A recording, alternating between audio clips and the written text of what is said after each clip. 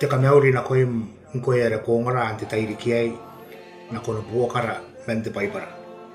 Te warawara I pukin Buokara men te paipara ante tairi kiai ere ke men karikani pai te makoro tenua tiki buabui ndei takinako me te makoro aua ni ki puna e aua. Awa ka makarikea amita inuare ka ane. Ma itangiria ni kea tara ia mona kon te reirei pukin te wiki are saro ko ina nona te tai ei. E popoto te kantaninga yo ia sina. A te moandinan are sina nori ina non te wiki ei pon te atua ntai in tepung. Te atua ntai in tepung. Awa ya kakawa kinkanne ipukin tepung nei ewa sina ia awa matanako. Ewa sina ia awa matanako. Ea ki pou te atatai Ia an te poki a karikani pai. Ni kinakina pa te uana mei puakone na poki moti. Ira rikin te osinako na koa iei ponga. Ware kai iei te rera a te tuakaua. Tara an te poki a karikani pai. Mea reire ia ke skona ni karike I mai iei. O iei ka antani ngai ka kakaawa kia ke siria I nori na ron te uana. Te akina te atua pa te sakariki pai. Pain ka pene a moana arui ia mei ron te atua. Na ia kaka e tāna pakau ndikin nā nāpa. Awata ko pa moana nā nāpa.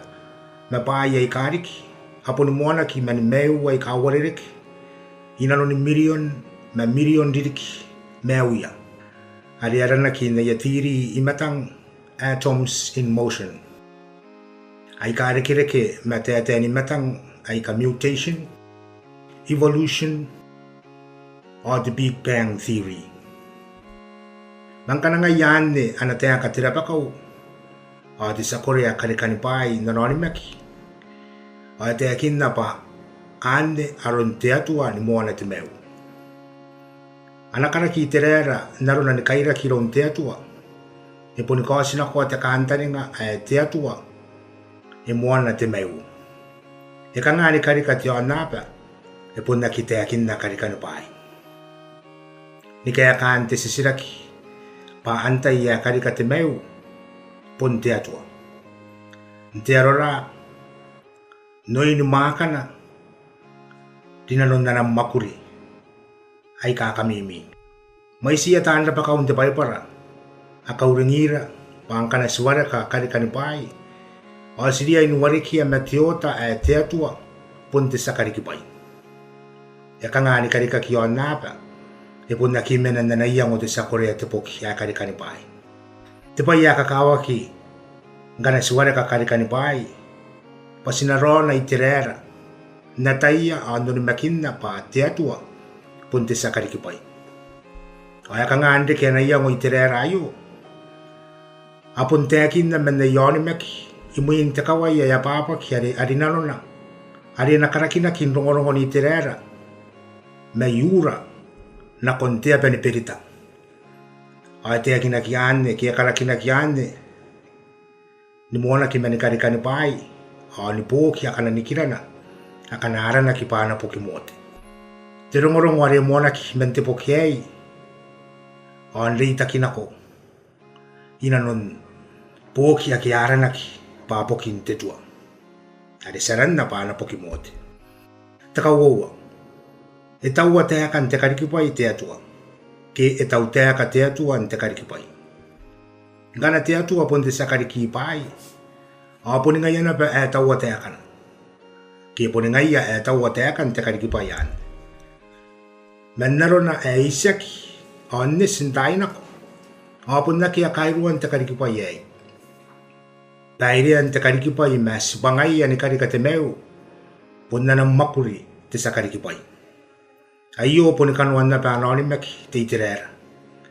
Narona nora mimitongin te atua. ina non te mananga me yei kupita na kon tea pene perita. Aron tea tuan tau tea ka yon tari, meteran yon tai mena makaina, yo ya menin on napa, opa ino on napa, ni kota ki mea tau tea ka i ka korakora, aki esa nori ai terera, ni manangai ya nte kawaya ya papaki. Pun tea tua e pairi a kanuan te on napa, pa enanga te meu. Katokin te meu, pun nariangana ki te omata, are pun tamne in te atua. O i tera ni meuna, pun te karikipai, nke e anaki, men te tano. Te katenua. Punia i kapakan te omata, are iriki, men te aki ongo teaka. Te ka mua, mea te kan lia tata. O te matai o te puape ka neki konan rauwaki. Aio, are ponora ki ni kapakan i terera, ni manangana mei, ura na ko kanan, o mga mei ei kupita na ko kanan. Ioki oki kapakani i terera, are a kairia na kon tepure e tia ki ongo teaka.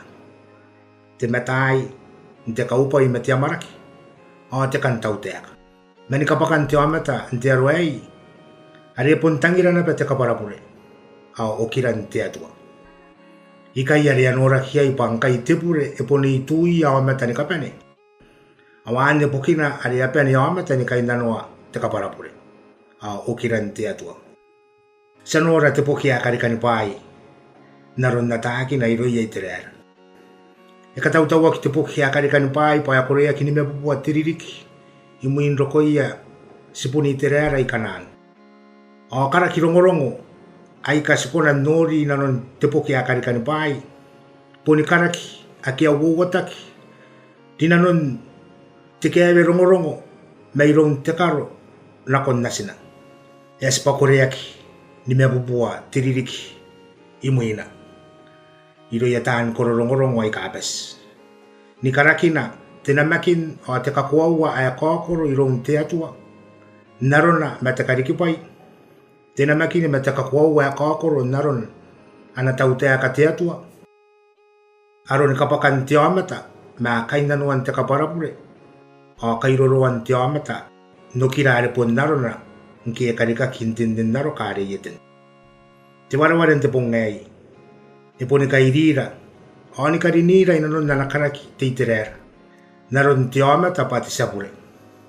E kakawa kiriki, pon newa, e sinan te puatan na omata. Ewa pon te tea nepera, e nanona, meu ke te meu. Eria ina iriri atam a ewa, pankana atam, pone kai kona kan te puatan na omata ke te omata, e te mani o te aine. O nanona pa te atua, ea ki karika te o nāpe e mete. Ma e karika te o nāpe e meu. Ale nanona pa karika te mani o te aine na kon te o nāpe. Apo ni karika ki na kon te o nāpe e meu. Te o nāpe e taupuponga kanuana. Are ria ini meu te o meta. I nanona. Te pure na ki ongo te aka. Ni ka mua. O ni kan tau te aka. E na punipita te o nāpa, men niten na kon te o nāpa e ngirangira ni kanikareke e te meu ni kou. Tiki pueri niaki, e tiki puapui. E kakanga i te akana. A te o matari e atongara ni puna pa ewa. Pa kioina, nke sinai a kana meu ni kapeneia. Kandani ngai kakakawa ki men tiki puei, a puni menan te aka aika tuana. O te o matari. E nanona kika i pun te puata no amata. Te mane o te aine. Te te nivera i pukin te amata ke te puata no amata. Pun natam ke Adam. Arire ke mai ai ara te haka ai Atam. Dita ire ka pukona ki ai Atam. O e pun nanona ki ai te puata no amata ke te amata e te mane o te aine. Hikota naran te amata nte ara ai Atam. E puni ko taron te amata nte aron kasita wana ki matan te atua. Aki e te kakakoro, ai a kiria indaurena ko te rapata ei. E te akina ei te sakoro poki. Ke te sakoro rongorongo ni karikani pai te makoro uwa, te ki puop me te nuang ki e kāngai. Ai kāngai te amata. Pondin diu ei inkai. Ai irikon iriko. E nārana ki patiaine, pakioina ki anaki meina non te mane. E ana nuna patiki punteaka ai o te o matari, e po nanona ki ai te mane o tiaine, naroia e si tauana i matan te atua. Te kauoua, ke te kauoua teaka e kakawaki me narakipu. Ewa, punte te nipira ewa i pukin te meu, a punna iona pa te muanta ia yo si ai te araio. Puni ka tein te koropo ki nipira, ka o matana ia teaka, i pukin te meu. A se konan nora io ke se konan nata io, men aron te astene iei narona. Nikarika te meu naron te pai aya ke te meu iei. Ayarana ki ane pa te personalization of life. Ke kao matan te pai aya ki meu.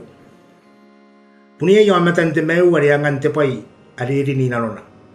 Te wana me te kona ni yang makuri ke ni ka kam makuri awari kona ana pe ni ke ka ia i ma kanuan te ana e ta ke i ona no na pe te rapakau pa angana ki ewa amatara ki ana personality puna yo te pai ari aran na yerene pa te zoe ke te so ke te tamni ari ngana me te amata o yo te meu ari o kira te atua ke kita na te rapata ari sikuni mete te ara ai ewa e puri kauringa te amata te mane a te aine pangkayasa ni musika ki bukia na kon te rawawa ta te mete i bukin te pure ma ana ke keiaki ni kariki o ni kasi na kua te meu a po e puri ngen keiaki kona ni karapa mente mete ari po te pure ma e no asina ko mai roun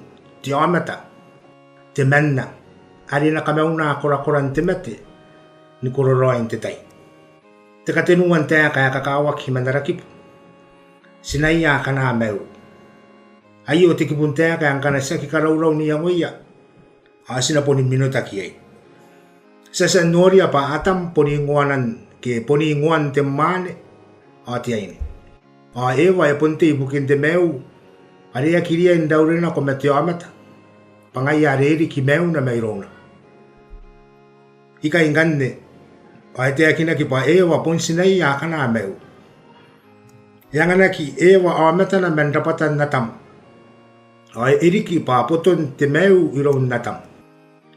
Te amata amate pon naki a ewa i rona. Angkana aki a ewa i rona, ai aki kona ni karika te meu.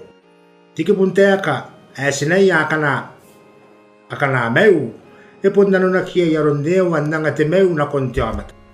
Io sinapen te wareware, pa e spakas tera, ke te ingoa ai ewa, i muin anganakin te amata, te musikitea ka i muin nanapure.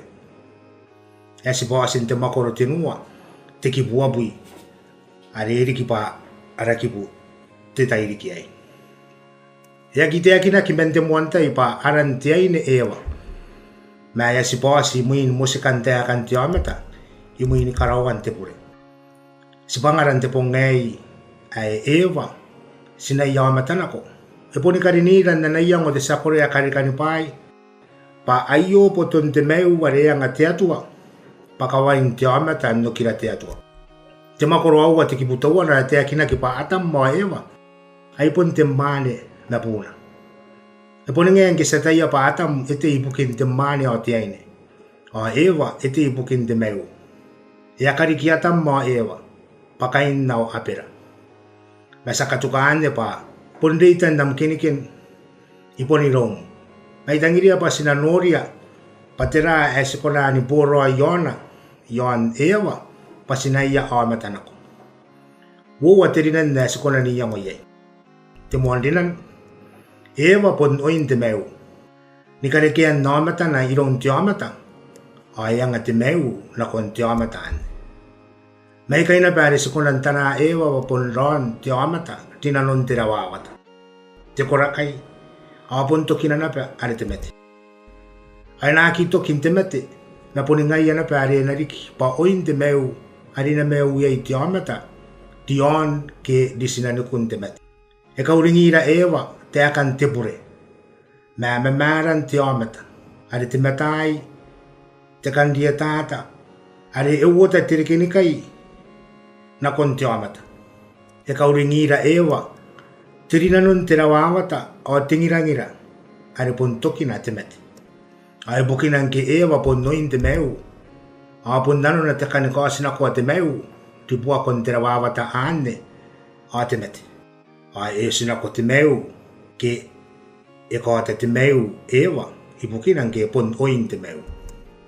Te kawarinan ewa pon te sina. Imu intia ki ongo te aka reu ko te ometa na kon te mete. Ai riki ewa pa te sapungi e te meu e apo. Ena poni ngirangira ewa ri bua kon te mera ki me te rawawata. Ni kanikosina ko ani pungi e te meu. Yango aron te sina ni wowota te meu ina non pirotona. Tina non te makuri korakora ni kawakina te meu are wowosa. Ma aitarana ma matoatoa nontano ni kanikareke ni meu nasina. Ena rangi ni kua wariki te na makina iro yaine kisina. Nka yapo insan na makina ayo. Ma emu yoko ira minitente wiki. Pasiria ina ngara kaita una ko ia sinara aki apo insan wowosira ina non pirotoia awani kakawakinira. Awani mua me ina non te piroto ni karokua tain te pong. Arui an karia ia te mera ki me te korakai payongan tapanin roi. Arura ni meu ngana sosina kona konteo anara. Na ya ki toki kande ma reisina te tapia ia ngane ni kawakina te meu wande. Men warere kena ni karokua ia ewe nako. Ngairan te tairi ki ai. Iriki karakira newa pa moanan te rongorongo e roiroi. Saki si ipuki ni kawata nana pure te ometa. Ma ana ki ongo te aka. Ma apondikina pe pa te kaantani ngā teoni me ki ron te atua. Ni kawasina koan te meu ripua kon te rawawata me te meraki. E poninga enki e me toatoa kariki en te meu men te tano. Pasina kariki e meni meono ni muara. Ma iei te kaantani ngā. Paponinga i te atua. Te atua re karika o nāpe. Te atua re tau te aka ni paino o nāpe. O te atua re tau roi ni kapara i arapure. Nkana sioki na koina ndarona. Pon naron sinara. Are tau roi ni wawasira. Ni mua mentetai ni pung. Ni karakoa sewe nako. Ewa. Pon sina ia ameta nako. Ae pondi ai. Ni ai ewa ni meura. Narautu. Narakawa. O ante tapo ware si meu iai. Ti bua kon rawawatan te meu. O tingirangira. Are sina makina. Pakanua ni meura. Ewa. Pon sina ia awamata nako. Sina tatar. Te atu ai ako tapu mentangira. Buokara pa sina te meto na makina ewa ni meura. Payangan te meto te meu. Nti ana pa yo tapaninia kinterawawa ta meto korakai. Kati meto arungorongon nam kameu payangan te meto ni mena i Buokara te meu. Pai ke ia ina makina nterawawa te iai. Ai na makina kina pe am tau teaka. Kati matoa o na makina ni meura. Pasonga ni kona ni kaitara kanuan te meu wa kwa nganira. Buokia tapo ni pēm te o anapa. Aki ata pe ni mokuri a kareke antirau. O te muenga roi na ko ia ampota ndamat. Kati matoa ia ta ante teakiniku. Payong anti matoa am teaka ina nuni meu te pota ndamat. Pati sakariki pa inkoe. Ako ti matoa antau teaka. Nte meu. Ndoro in Kristo wari ang atapanin in te meu. Ariskani ko narana. Amen.